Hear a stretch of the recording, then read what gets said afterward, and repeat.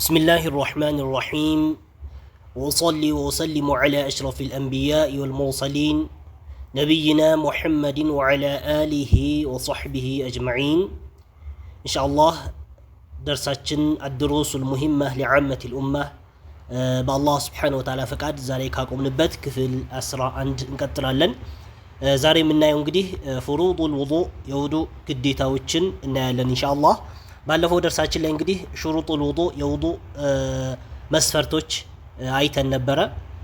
እንደዚሁም ከዛ በፊት ሙብጢላቱ ሶላት ሌሎችንም ያየንበት ሁኔታ አለ። እንግዲህ ሹሩጥ ሲባል ከዚህ በፊት በተደጋጋሚ ያልነው ነገር አለ። ሹሩጥ ብሎ ማለት ምን ማለት ነው? ቅድመ ሁኔታ ማለት ነው። ወደ አንድ ስራ ለመግባት ወይም ከመግባታችን በፊት መሟላት ያለበት ማለት ነው። ያቺን ስራ ከመጀመራችንና ወደዛ ከመግባታችን በፊት ሹሩጥ የተባሉ መስፈርት የተባሉ ነገራቶች ምን መደረግ አለባቸው? መሟላት ያለባቸው ማለት ነው። طيب የዛሬ ደግሞ ፍሩድ ብለን ወይም ግዴታ ብለን የምንጠቅሳቸው ነገራቶች የሚሆኑት ምንድነው? ወደዛ ስራ ከገባን በኋላ የምንፈጽማቸው ግዴታዎች ወይም መሟላት ያለባቸው ነገራቶች ማለት ነው። طيب فروض الوضوء የውዱእ ፈርዶች አለና وهي እነሱም ሲተቱን ስድስት ናቸው አለ። طيب የመጀመሪያው غسل الوجه ፊት ማጠብ من فروض الوضوء ከውዱእ ፈርዶች ወይም ግዴታ ከሚባሉ ነገራቶች አንዱ ምንድነው? ፊት ማጠብ ነው ማለት ነው። طيب ومنه ፊት ከማጠብ ውስጥ ይመደባል المضمضة مضمضة ምንለው መጉመጥመጥ ማለት ነው። والاستنشاق استنشاق ብሎ ማለት ደግሞ ምንድነው? ወደ አፍንጫ ውሃ መሳብ ወይም ወደ አፍንጫ ውሃ ማስገባት ማለት ነው። طيب እንግዲህ ሁሉንም ከነቢያችን አለይሂ ሰላም እንደዚህም ከቁርአንም የተገኙ ናቸው። ለምሳሌ አላህ Subhanahu Wa Ta'ala ቁርአን ላይ فغسلوا وجوهكم ብሎ ጠቅሶታል። ስለ ውዱእ በሚናገርበት ሰዓት فغسلوا وجوهكم وأيديكم إلى المرافق وامسحوا برؤوسكم ብሎ ገልጿል ማለት ነው። طيب ስለዚህ غسل الوجه ፊትን ማጠብ ማለት ነው። ومنه ከሱ ይመደባል ብለን ምናልን المضمضة መጉመጥመጥም ከዛው ይመደባል ማለት ነው። ያው ነቢያችን አለይሂ ሰላም ሐዲሳቸው ላይ ውዱእ አዳረጋቸው የገለጹልን ወይም ያስተማሩን ሰሐቦች ሁሉም ላይ በሚባል ደረጃ ምን አለ? መضመضة ምንለው ወይ መጉመጥመጥ አለ ማለት ነው። ኢስቲንሻቅም እንደዚሁ አለ። ይሄ ራሱ የቻለ ሐዲስ አለው። ነብያችን አለይሂ ሰላም فبالغ في الاستنشاق الا ان تكون صائما ብለውታል። አንድ ሰሐቢይ በሚመክሩበትና በሚያስተምሩበት ሰዓት ኢስቲንሻቅ በመታረግበት ወደ አፍንጫ ውሃ በምትጨምርበት ሰዓት ሙባለጋ አድርግ፣ በደንብ አድርገህ ወደ አፍንጫ ውሃ ሳብ አድርግ ብሎ ነገሩት ማለት ነው። ከዛ ምን ኢላ አንተ ኩነ ሷኢማ ጾመኛ በሆንክበት ጊዜ ብቻ ሲቀር ብሎ ያው ጾመኛ የሆነ ሰው ጥንቃቄ ይፈልጋል። በአፍንጫ ውሃ በወሰደበት በዛው ውሃ ቢገባ ጾም ስለሚፈታበት ማለት ነው።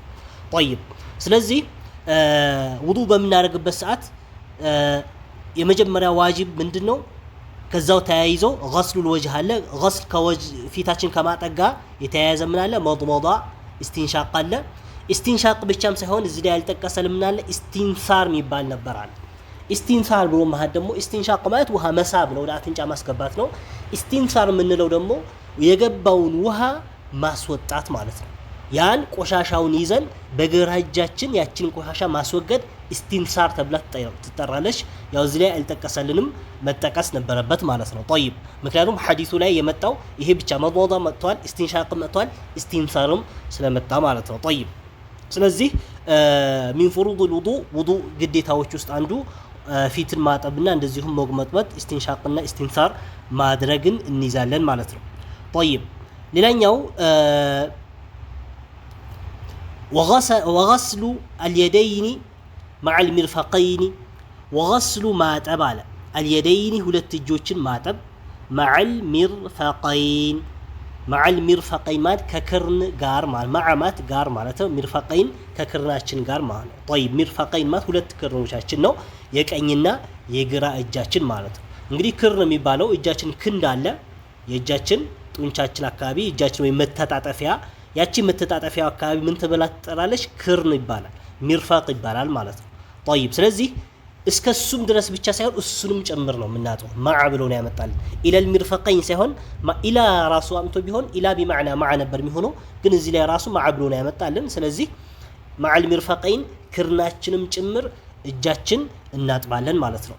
طيب በዚሁ ተራው ጠብቀ ነው የምንሄደው። እንግዲህ ያው እንጉመጠመጣለን መጥሞጣ እናረጋለን እስቲንሻቅ እናረጋለን ከዛ በኋላ ወደ ፊታችን ከሄድን በኋላ መልሰን ወዴት ወደ እጃችን መታጠብ እንመጣለን ማለት ነው እስከ ነክርናችን ጋር ማለት ነው طيب ለዚህም እንግዲህ ያው ቅድም በተቀስኩት ሐዲስ ላይ አላህ Subhanahu Wa Ta'ala የተናገረው ነው فغسلوا وجوهكم ካለ በኋላ وايديكم ብሏል እጆቻችሁም እዛው ላይ الى المرافق አለ መራፊቃችሁ ድረስ اي مع المرافق الى بمعنى مع المرافق ድረስ ታጠቡ ብሎ ገልጾልናል ማለት ነው طيب ሌላኛው ሶስተኛው ومسح جميع الرأس ومنه الأذنان ومسح ማበስ አለ جميع الرأس ራሳችን በአጠቃላይ ማበስ አሁንም من فروض الوضوء ውስጥ ራስን አጠቃላይ ማበስ ይጠቀሳል ማለት ነው ومنه ከሱም ጭምር ነው አለ الأذنان ሁለት ጆሮዎቻችን ማለት ነው ሁለት ጆሮ ለምሳሌ ለብቻ አልመጣለትም አንድ ምናብሰው በራሳችን በተረፈ ውሃ ነው እንጂ ለብቻ ውሃ ማያዘለትም ለምሳሌ እንግዲህ አስተራበሳችንም የሚሆነው ወደፊት ኢንሻአላህ ሌሎች ደርሶች ላይ የምናገኘው ይሆናል على كل الاحوال ስናብስ ነብያችን አለይሂ ሰላም አስተራበሳቸው እንዴት ነበረ من مقدم رأسه ከራሳቸው መጀመሪያ ላይ ወይም ጸጉር የሚበቅልበት ከግንባራችን ቀጥሎ ጸጉር የሚበቅልበት የሚጀምርበት ከሱ ጀምሮ ወደ ኋላ በሁለቱም እጆቻችን ወደ ኋላ እናብሳለን ከዛ በኋላ ምን ማድረግ መመለስ ማለት ነው በዛው እርጥበት ምን እናደርጋለን አዲስ ውሃ ሳናመጣ በዛው እርጥበት ጆሮአችን እናብሳለን ማለት ነው طيب ጆሮአችን በመናብስበት ሰዓት እንግዲህ ውስጡም ነው ሁለቱንም ነው የምናብሰው ማለት ለምሳሌ የሚታየው የጆሮአችን ክፍል አለ እሷን በጣታችን ሰባባ ወይም ሰባባ ተብላ ወይም አመልካሽ ጣታችን ማለት ነው በሱ እንዳለ ውስጡን አስገብተን እናብሳለን በዚህ ኢብሃም በሚባለው ወይም አውራ ጣታችን በመንለው ደግሞ ጀርባ ወይም ጸጉራችን በኩል ባለው ጀርባውን ደግሞ በዛ እናብሳለን ማለት ነው طيب ስለዚህ ከውዱእ ፈርዶች ውስጥ አንዱ መስሑ الرأس ራስ ማበስ ነው ይሄም ያው ቀደም ካልኩት ውስጥ አላህ Subhanahu Wa Ta'ala ሱረቱል ማኢዳ ላይ በነገረን ላይ እዛው ላይ ጠቅሶታል ወምሰሑ برؤوسكم وارجلكم الى الكعبين وامسحوا برؤوسكم براساچهم አብሱ ብሎ ቁርአኑ ላይ በግልጽ ነስ ተቀምጧል ማለት ነው طيب ሌላኛውና አራተኛው غسل الرجلين ሁለት እግሮቻችን ማጠብ مع الكعبين مع ጋር الكعبين ከቁርጭምጭሚታችን ጋር ማለት ነው غسل الرجلين ሁለት እግሮቻችን ማጠብ مع الكعبين ከቁርጭምጭሚት ጋር አሁንም الى الكعبين አይደል እስከ ቁርጭምጭሚት ሳይሆን الى ቢመጣ ራሱ بمعنى مع ነበር የሚሆነው ከቁርጭምጭሚትም ጭምር ቁርጭምጭሚት ራሱ መታጠብ አለበት ማለት ነው طيب ይሄም ያው ቅድም ነስ ከመጣበት ውስጥ አንዱ ነው فاغسلوا وجوهكم ايديكم الى المرافق وامسحوا برؤوسكم ካለ በኋላ ቁርአን ላይ አላህ ምን አለን وارجلكم الى الكعبين አለ አርጁላችሁ እግሮቻችሁንም እጠቡ الى الكعبين اي مع الكعبين ከቁርጭምጭሚታችሁ ጋር እጠቡ ብሎ አላህ Subhanahu Wa Ta'ala ቁርአኑ ላይ ገልጾልናል ማለት ነው طيب ስለዚህ فروض الوضوء የውዱእ ግዴታዎች እንግዲህ እንደ ስራ የሚሰሩ ነገራቶች እነዚህ ነገራቶች ናቸው ማለት ነው አራት ነገራቶች ናቸው ከዛ በኋላ ያለው ተርቲብና ሙዋላ ነው የሚሆነው አምስተኛው ወተርቲቡ ተራውን መጠበቅ ማለት ነው ይሄ ያው من فروض الوضوء ከውዱእ ፈርዶች ወይም ግዴታዎች ውስጥ አንዱ ምንድነው ተራውን መጠበቅ አለበት ማለት ፊታችን አጥበን ከዛ በኋላ ወደ እጃችን መጥተን ከዛ ራሳችን አብሰን ከዛ በኋላ ወደ እግራችን ነው የምንሄደው ማለት ነው እንጂ ለምሳሌ ፊታችን አጥበን ከዛ በኋላ በዛው ራሳችን አብሰን ከዛ ወደ እጃችን እንምጣ ቢሆን አይቻልም የውዱእ ፈርዱ አልተሟላም ውዱእ ተብሎ አይጠራም ማለት ነው ፈርድ ግዴታ ምን ማድረግ አለብን ተርቲቡን ወይም ተራውን መጠበቅ ይኖርብናል ማለት ነው طيب ስድስተኛው من فروض الوضوء ከውዱእ ፈርዶች ውስጥ والموالات ሙዋላ ማድረግ አለብን ሙዋላ ብሎ ማለት እንግዲህ ማከታተል ማለት ነው ውዱእ በመናረግበት ሰዓት አከታተል ነው ውዱእ ማድረግ ያለብን ማለት ነው በመሐከል ምን መኖር የለበትም ፈስል ወይ መለየት የለበትም አንዳንዶቹ እንግዲህ ለዚህ ገደብ ሲያስቀምጡለት ሌላ ቢቀር አንደኛው ሰውነታችን ለምሳሌ እግራችን ያጠብን እጃችን ላይ ያለው ፊታችን ላይ ታጠብነው መድረቅ የለበትም የዛን ያክል በመሐከል ክፍተት መፈጠር የለበትም በሚል ሙዋላ ወይ ማከታተል ግዴታ መሆኑን ይገልጻሉ ማለት ነው። እዚህ ላይ እንግዲህ እዚህ ኪታቡ ላይ አብዛኛው የሚገልጽልን ኢማሙ አህመድ መዝሀብ ሐንበሊ መዝሀብ ነው የሚያመጣልን። على كل الاحوال ግን ከሷሃቦች ሙዋላ ግዴታ ለመሆኑ የሚያሳዩ ሐዲሶች አሉ። ማከታተል ግዴታ ለመሆኑ የሚያሳዩ ሐዲሶች በነቢያችን አለይሂ ሰላቱ ወሰላም ጊዜ በሳቸው ጊዜ የተከሰቱ ነገራቶች አሉ። ለምሳሌ ሷሃቦቹ ምን ያደርጉ ነበር?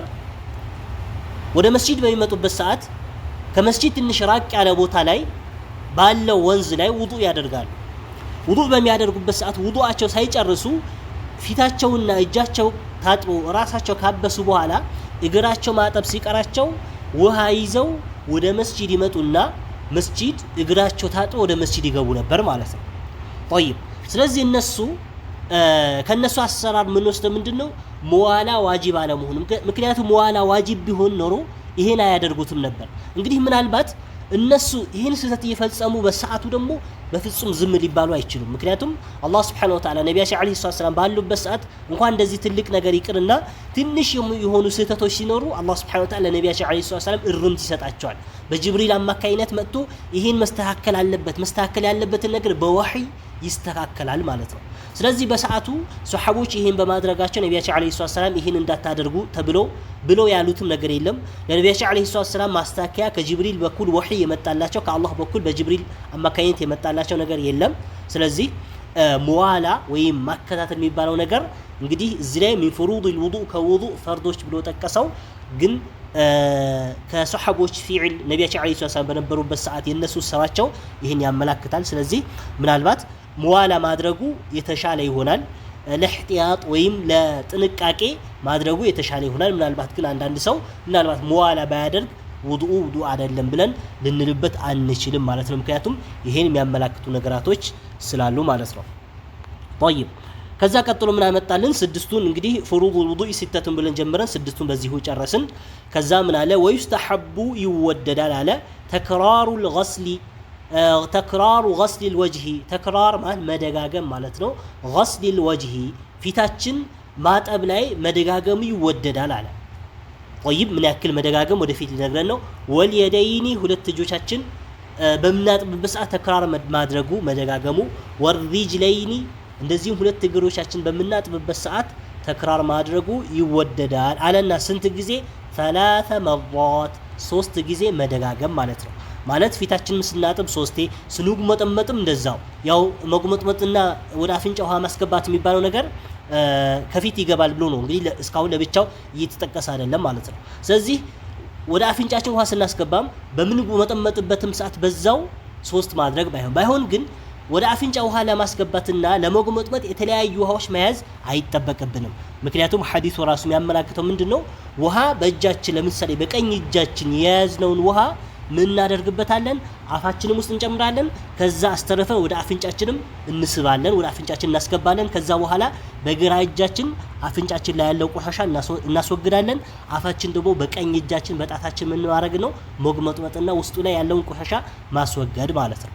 طيب ስለዚህ እነዚህ በመናረግበት ሰዓት 3ቴ ማድረጉ ተወዳጅነት አለው። የተሻለውም ስራ የሚሆነው ይሄ ነው። ባይሆን ከ3 በላይ ማድረግ አይቻልም። ኢስራፍ ነው። ከኢስራፍም አልፎ ነቢያችን አለይሂ ሰላም በየትኛውም ሁኔታ ከ3 በላይ ማድረግ ስለከለከሉ ወይም አድርጎም ስላልተገኙ ሐራም ሁላ የሚሆንበት ሁኔታ ይኖራል። ከ3 በላይ ማድረግ አይቻልም ማለት ነው። طيب ስለዚህ በዚህ አይነት ሁኔታ ነው የምናረገው። ከዛ ምን አለ? ወልፈርዱ ግዴታው አለ ሚን ذلك ከዚህ ማለት አሁን 3ቴ ከምናደርገው ግዴታ የሆነብን ግን ስንት ነው ከተባለ መርዋቱን ዋሂደቱን አንድ ጊዜ ብቻ ነው ማለት ነው። አንድ ጊዜ ማለት ፊታችን አንዴ ታጥበን እጃችን አንዴ እንደዚሁም እግራችንም ሁለቱም እግራችን አንዳንዴ ብናጥብ ሁለቱ እጃችን አንዳንዴ አጥበን ውዱአችን ብንጨርስ ውዱእ አይባልም ወይም የተበላሸ ነው ወይም ስህተት አለው ተብሎ አይባልም። ውዱአችን ትክክለኛ ውዱእ ይሆናል ማለት ነው። ባይሆን ግን አጅሩ ይጎልብናል። ስለዚህ 3 በማድረግ ራሳችን ሁሌ ማስለመድ ይኖርብናል ማለት ነው። طيب ከዛ በኋላ ምን ይላል? አማ መስሑ الرأس ያለ ራስ ማበስማ فلا يستحب አይወደድም ተክራሩሁ መደጋገሙ አይወደድም ማለት ሙስተሐብነት የለውም። ከማ ደለት እንዳመላከተ كما دلت እንዳመላከተ على ذلك በዚህ الأحاديث حديثዎች الصحيحة صحيح የሆኑና ትክክለኛ የሆኑ ሐዲሶች በዚህ ላይ እንዳመላከቱን ማለት ነው እንግዲህ ነብያችን አለይሂ ሰላም ሐዲስ የሳቸው ውዱእ አደራረግ የገለጹልን ሱሐቦች ነብያችን አለይሂ ሰላም ራሳቸው በሚያብሱበት ሰዓት አንዴ ከአንድ በላይ ሁለቴ ሶስቴ አድርጓል የሚል ጭራሽ አንድም የዘገበ የለም ማለት ነው طيب ስለዚህ የሚሆነው ምንድነው ራሳችን ሙሉ ማበስ ያለብን ባይሆን ግን ሙሉ ራሳችን ነው ብዙዎቻችን ዘንድ የተለመደ ነገር አለ ይሄ መዝሐቡ ኢማሙ ሻፊዒ መዝሐብ ላይም ያለ ነው ማለት አንዴ ማበስ ስንል ራሳችን የሆነበት ብቻ ውሃ ማስነካትና ከዛ በኋላ ሶስት የምናረግበት ነገር አለ አንዳንዴ ደግሞ አንዳንድ ሰዎች ምን ያደርጋሉ ውሃው ነካ አድርገው ራሳቸው ነካ እንደገና መልሰው ነካ ሶስተኛ ነካ አድርገው በዛው ይጨርሳሉ ማለት ነው ይሄ አይሆንም ማለት ነው ትክክለኛ የነብያችን አለይሂ ሰላም አስተምህሮ አሰራር ድርጊታቸው ምን ነበር ራሳቸው ከራሳቸው ጀምሮ ምን ያደርጋሉ በሁለቱም እጃቸው ውሃውን እናስነካለን ከዛ አራግፈን ከራሳችን ጀምሮ ኋላ ማጅራታችን ድረስ እናብሰዋለን ከዛ መልሰን የጀመርንበት ቦታ እንመልሰዋለን ከዛ በኋላ በዛው እርጥበት ውሃ ጆሮአችን ውስጡም ውጭም በሁለቱም በኩል እናብሳለን ማለት ነው طيب ሴቶችም ቢሆን በዚህ አይነት ሁኔታ ነው ማድረግ የሚኖርብን ምናልባት ግን ከዚህ ውጭ ሐዲስ ሌላ አቢ ዳውድ ላይ የተዘገበ ሐዲስ አለ ምን የሚያመላክት ሴቶች በሚያብሱበት ጸጉራቸው እንደ ወንዶች አይሆንም ብዙ ጊዜ ሴቶች ጸጉር ያው ረጅም ነው የሚሆነው ስለዚህ በሚያብሱበት ሰዓት ከመጀመሪያ ልክ በዚህ ሁኔታ ወደ ኋላ ወስደው እንደገና ለመመለስ ትንሽ እንደኛ ወይም እንደ ወንዶች አይመችም ማለት ነው ስለዚህ አንድ ማድረግ ይችላሉ በዚህ አይነት ሁኔታ ሁለተኛ ደግሞ ማድረግ እንዳማራጭ ምን አላቸው ውሃውን ካስነኩ በኋላ መሃል ራሳቸው ላይ ምን ማድረግ ይችላሉ መሃል ራሳቸው ላይ አስነክተው ወደ ኋላና ወደፊት ማምጣት ማለት ነው ማለት ውሃውን እጃቸው ካስነኩ በኋላ ራሳቸው አናታቸው ላይ መሃል ላይ ያደርጉታል ከዛ ወደፊት አንዴ እጃቸውን ያመጣሉ ከዛ እንደገና ወደ ኋላ ከመሃሉ ደግሞ እንደገና ወደ ኋላ ይወስዳሉ በዛው መጨረስ ማለት በዚህ አይነት ሁኔታ ማድረግ ይችላሉ ያው ይሄንን የሚያመላክቱ ሐዲሶች ስላሉ ማለት ነው طيب ስለዚህ በዚህ አይነት ሁኔታ ነው እንግዲህ ማድረግ ያለብን ሌላ ደግሞ ጥምጣም በጠመጠምንበት ሰዓት ከሆነ ለምሳሌ ወንዶች ጥምጣም ጠምጥሞ ከሆነ ራሳቸው ትክክለኛ የሆነ ጥምጣም ጠምጥመን ከሆነ ጥምጣሙ ላይ ማበስ ይቻላል ይሄ ሁለት አይነት ነው አንድ ሙሉ ጥምጣም ላይ ማበስ እንችላለን ምንም ጸጉራችን ውሃ ሳናስነካ ማለት ነው ሁለተኛ ደግሞ ትንሽ ጫፍ ፊት ለፊት ያለው ግንባራችን ጋር ያለው ጸጉር ውሃ አስነክተን ከዛ በኋላ እንደገና እላዩ ላይ ማበስ ማለት ነው ባይሆን ግን ምን መሆን አለበት ጥምጣሙ ዝም ብለን ጣል ያደረግነው ዝም ብለን ያስቀመጥነው ሳይሆን በትክክል የተጠመጠመ ከሆነ ማለት ነው ሴቶችም ቢሆን ሒጃባቸውን በትክክል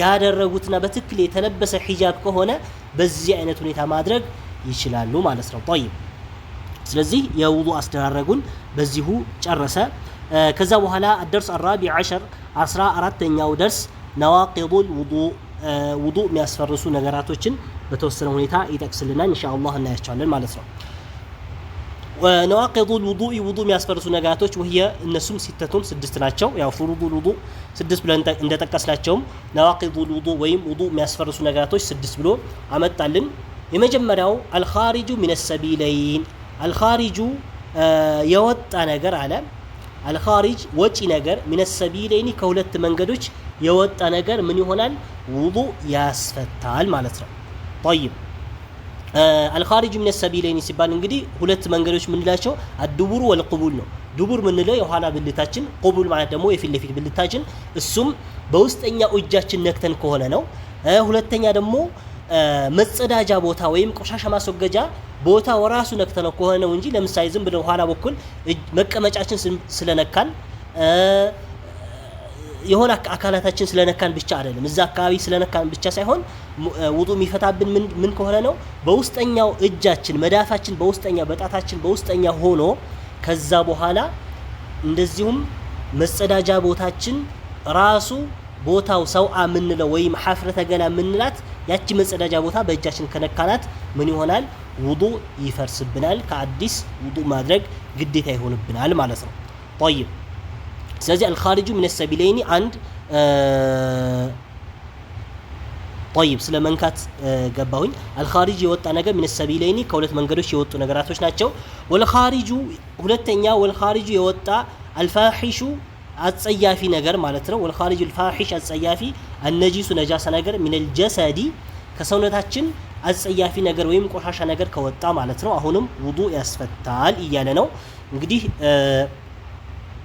ለምሳሌ እዚህ ላይ ሊጠቅስልን የፈለገው ምንድነው አንድ ደም ሊሆን ይችላል ወይም ሌሎቹ ምግል ነገር የተለያዩ ነገራቶች الخارج ወጡ الفاحش አጸያፊ ብሎ النجس ነጃሳ ነገር من الجسد ከሰውነታችን ብሎ በሚልበት ሰዓት ደምንም ይዛል ስለዚህ ይሄ ያው ኺላፍ ያለበት ጉዳይ ነው ለህቲያጡ ወይም ለጥንቃቄው ማድረጉ የተሻለ ይሆናል እንጂ على الراجح راجح በሆነው ቀውሉ ንግግር ወይም راجح በሆነው አካሄድ ግን ደም ራሱ ውዱእ አያስፈታም ማለት ደም ውዱእ አያስፈታም ስለዚህ ሌሎች መዝሐቦች ላይ አንዳንድ መዝሐቦች ላይ እንግዲህ ያስፈታ የሚሉበት አለ እንደዚሁም ኢማሙ አህመድ መዝሐብ ላይ አሁን እንደምንቀራው ያስፈታል ነው የሚሉት راجح የሆነው ቀውል ግን ደም ራሱ ነጃሳ አይደለም ነው አንድ ነጃሳ ነው የሚሉ አሉ ነጃሳም አይደለም ሁለተኛ ደግሞ ምን አያደርግም ውዱእም አያስፈታም ማለት ነው طيب እና እዚህ ላይ ግን ያደረገልን ያለው ውዱእ ያስፈታል በሚለው መርጅህ የሆነው ቀውል ነው ወይም ኢህቲያጡ ነው ለጥንቃቄ ኺላፍ ስላለበት በዑለሞች መካከል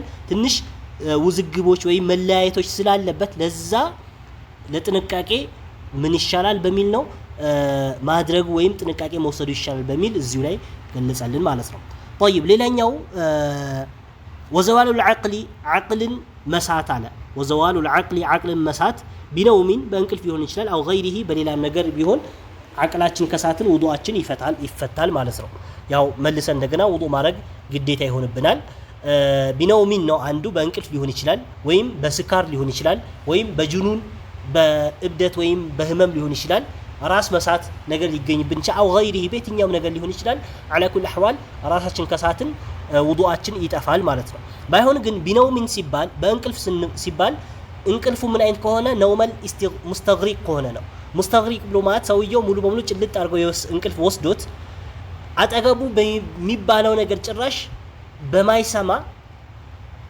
ሁኔታ ማዳመጥ ሳይሆን ማይሰማበት ማለት ለምሳሌ ድምጽ ሁላ መስማት እስከማይችል ድረስ እንቅልፍ ከወሰደ ያው ወስዶታል ማለት ነው ግን ለምሳሌ እንግሊጃ ወይም ኑዓስ ምንለው አለ ማንገላጀት ማለት ነው ይሄኛው ብዙ ጊዜ ሰዎች ለምሳሌ ሲያንገላጁ ቁጭ ብለው ሊሆን ይችላሉ ሙስተግሪቅ የሆነ እንቅልፍ ባልወሰዳቸው ጊዜ የሚባለው ነገር ይሰማሉ ግን አይረዱትም ማይረዱበት ሁኔታ አለ ለምሳሌ አንዳንድ የሆነ እንቅልፍ ሲይዘን የሚባለው ነገር እንሰማለን ግን የሆነ ምን የለም መረዳት የሚባል ነገር ወይም ምንድን ነበር የተባለው የሚለው ትክክለኛ ሐሳብ መውሰድ አንችልም ለምን ኑዓስ ላይ እንግሊጃ ላይ ስለሆነን ማለት ነው ስለዚህ ይሄኛው ከሆነ ምን አይሆንም ውዱእ አያጠፋም ማለት ነው ሙሉ በሙሉ ነውመን ሙስተግሪቅ ከሆነ ጭልጥ ያለ እንቅልፍ ከወሰደው ውዱእ ይጠፋበታል ማለት ነው طيب ومس الفرج ብልት መንካት ውዱእ ያጠፋል باليد በእጅ ቅድም እንዳጋጣሚ እንዴት እንደገባሁ ባላቀውም الخارج من السبيلين የሚለው ላይ ተናግረዋለሁኝ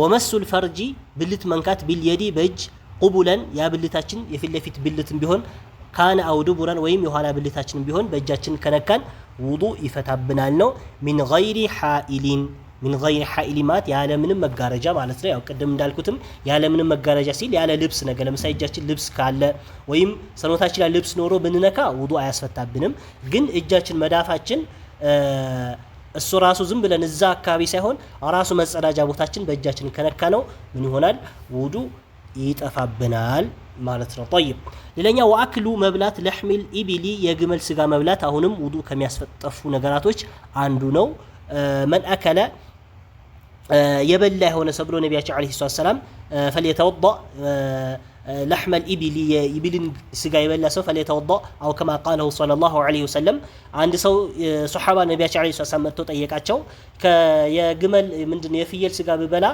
ወይም የበግ ስጋ በበላ ውዱእ ማድረግ አለብኝ ሲሉት ላ ኢንሺኢታሉት ላ ውዱእ ማድረግ አይጠበቅብህም ከፈለክም ማድረግ ትችላለህ ብሎታል ሌላ መጥቶ ደግሞ አተወበኡ ሚን ልሑሚ ኢቢል ያላቸው ከኢቢል ወይም ከግመል ስጋስ ውዱእ ማድረግ አለብኝ ሲላቸው ነዓም አዎን ብለውታል ስለዚህ ከዛ ሐዲስ በመውሰድ ውዱእ ማድረግ ግዴታ ይሆናል ማለት ነው። የግመል ስጋ የበላ ሰው ያው ግመል የተፈጠረው ከእሳት ነው፣ እሳት የሚጠፋው በውሃ ነው በሚል እንደ ዒለት ይሄን ያስቀምጣሉ።